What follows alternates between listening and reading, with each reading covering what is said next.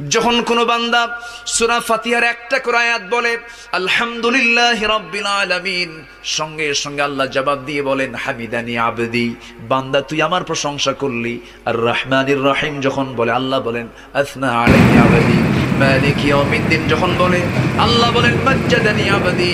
এরপরে যখন বলে ইয়াকা না'বুদু ওয়া ইয়াকা নাস্তাঈন পর্যন্ত যখন বলে আল্লাহ বলেন বান্দারে তুই আমার কাছে কি চাস, প্রাণ খুলে চা রে বান্দা।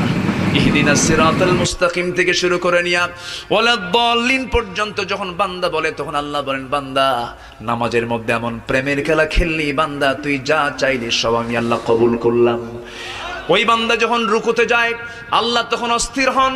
ওই বান্দা যখন সিজদায় যাওয়ার জন্য প্রস্তুতি নাই, সমস্ত ফেরেশতাকে ডাক দিয়ে বলেন ও ফেরেশতারা, এই বান্দাগুলো আমাকে দেখলো না, রাসূলকে দেখলো না, কোরআনকে দেখে হাদিসকে বিশ্বাস করে আমাকে খুশি করার জন্য তার সবচেয়ে সম্মানজনক